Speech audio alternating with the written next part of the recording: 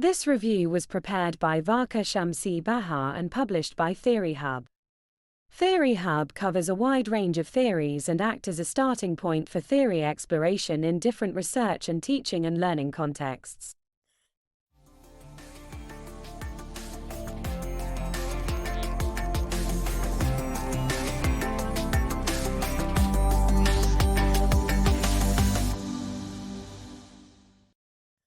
This is a review of the self-presentation theory.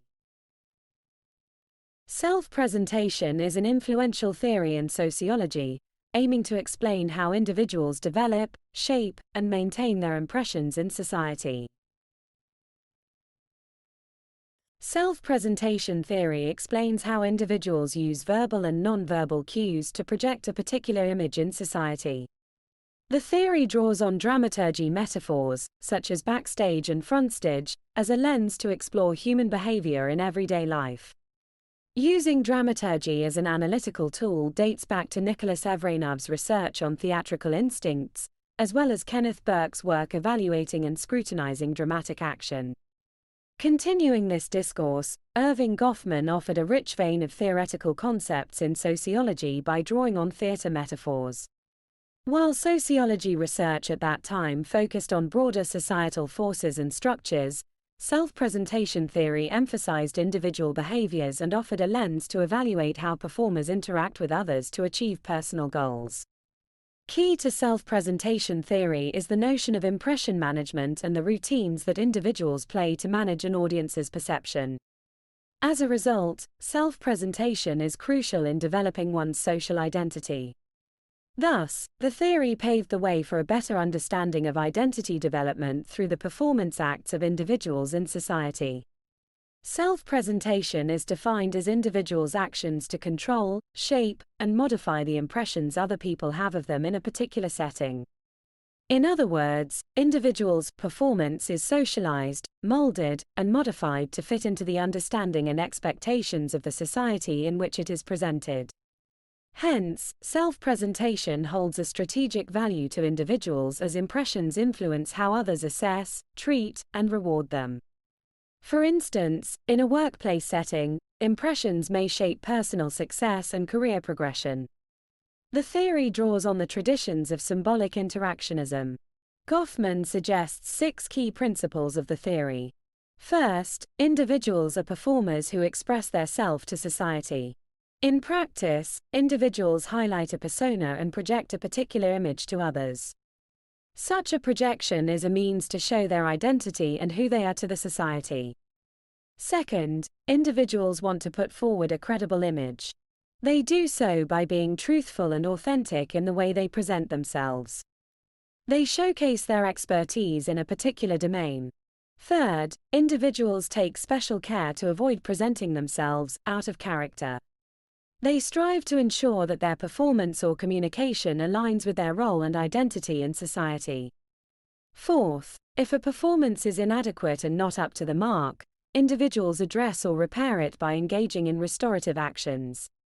Such actions ensure that their desired image is not tarnished. Fifth, self-presentation occurs in social places, known as regions of performance. Such regions in everyday life include the workplace, social gatherings, and social media.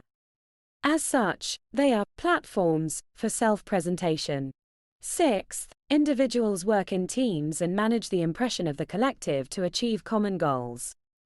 In other words, a performance may not always occur alone, but can take place in concert with other individuals.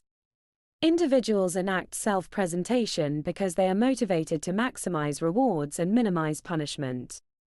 More specifically, motivations include the desire to enhance self-esteem, develop a self-identity, and generate social and material benefits.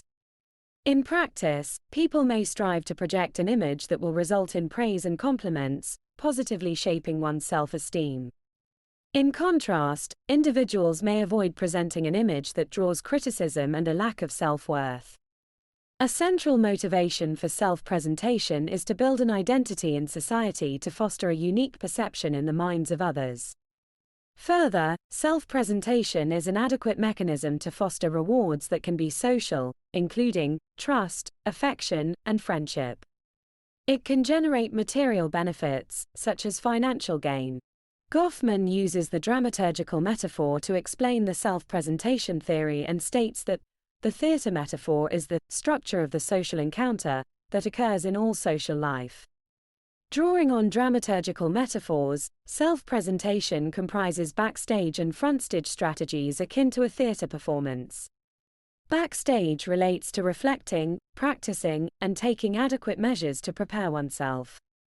Such practices occur in private and offer individuals a more comfortable atmosphere in which to prepare without the pressure from society, such as norms and expectations to behave in a certain way.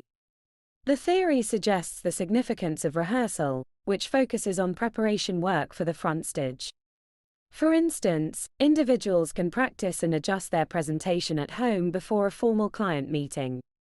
In contrast, front stage comprises the setting, which includes the layout and objects in a particular room that set the scene for expression and action.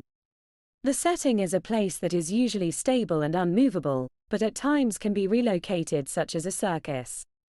Another key aspect of the front stage is the personal front, which relates to personal characteristics such as sex, age, and facial expressions. These characteristics are signals that are either fixed or vary over time. Fixed characteristics are, for instance, one's ethnic background, whereas characteristics that change include gestures based on one's mood. The theory suggests that the personal front can be better understood through the lens of appearance and manner. The former relates to one's temporal state, such as work or leisure. The latter expresses the interaction role that one is likely to pursue in a given situation, like being professional and sincere. Usually, there exists a coherence between the appearance and manner, although, at times, they may be misaligned. For instance, a person of high status may behave in a way considered down to earth. Individuals can enact certain routines as part of their self-expression on the front stage.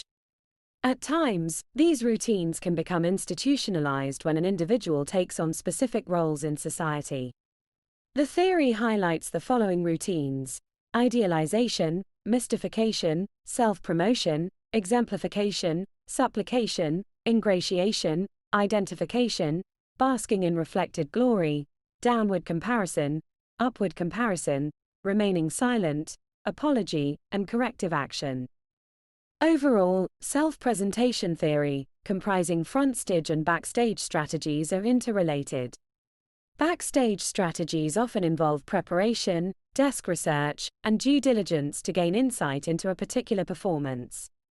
As such, backstage is an unofficial channel for individuals to gain the necessary skills, attributes, and contextual understanding to perform certain routines. Subsequently, individuals enact front-stage strategies involving those practiced routines and impressions in a social context. To ensure adequate self-presentation, the theory suggests various means by which impression management can be pursued in the right way and includes defensive and protective practices as well as maintaining the definition of the situation. Defensive practices pursued by performers are a means for individuals and teams to safeguard their own performance. It requires discipline, whereby individuals have presence of mind.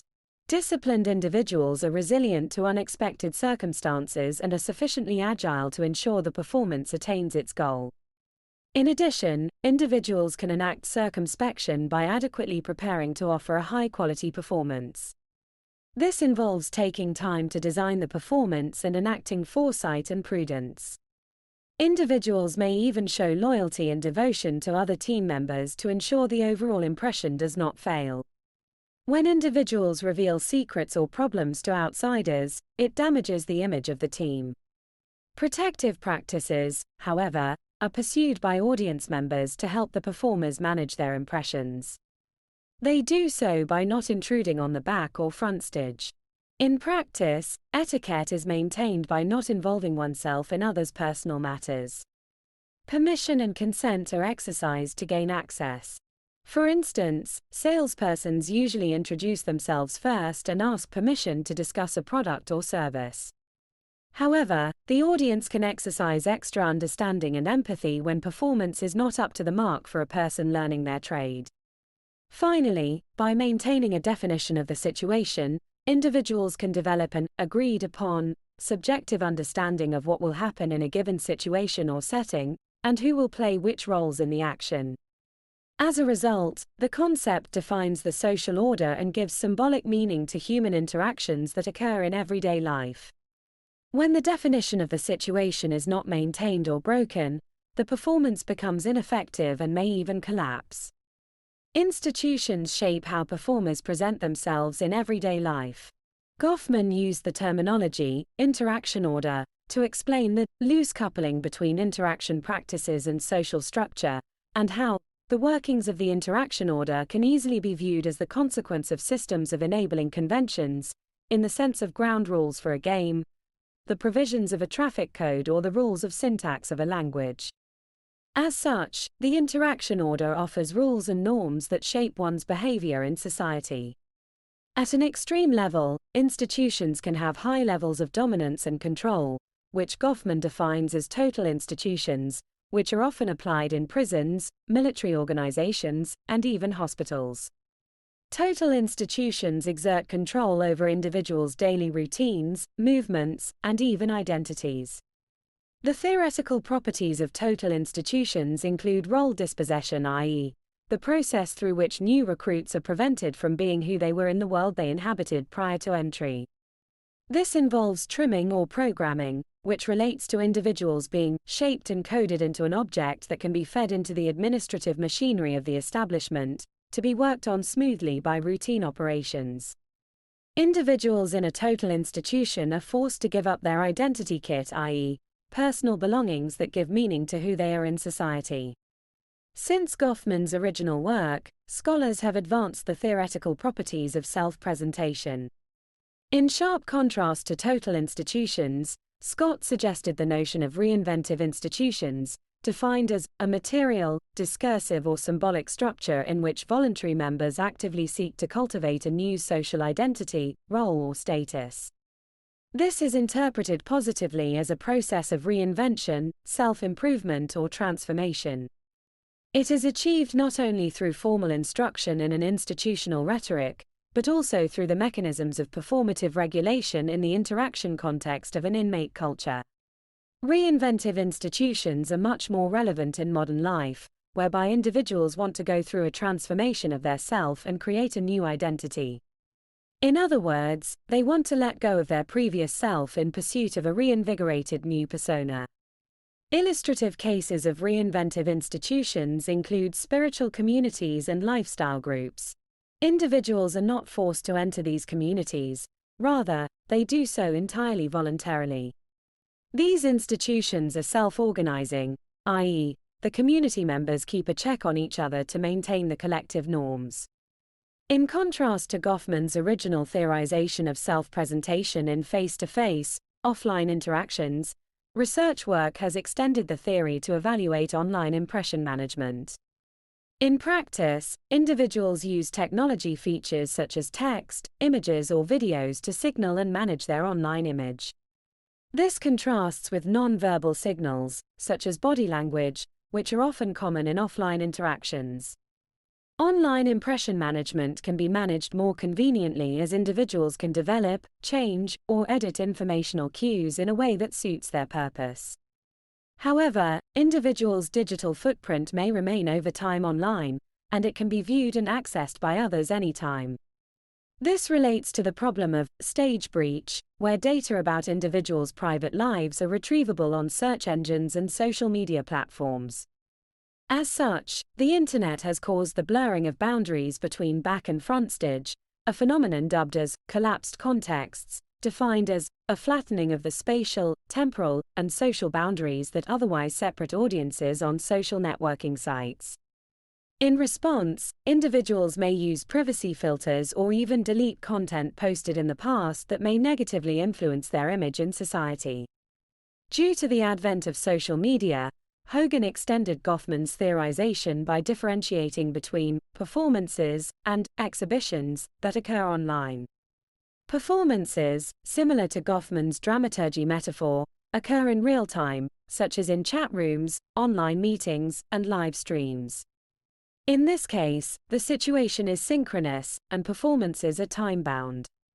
However, exhibitions do not occur in real time, and individuals use technology artifacts afforded by social media to curate content. These include posting a status update, uploading a photo album, or sharing a pre-recorded, edited video. As a result, exhibitions occur in asynchronous situations.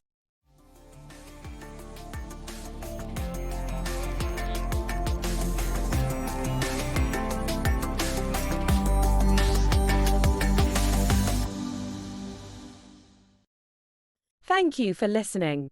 To download the full review or to read other theory reviews, visit open.ncl.ac.uk.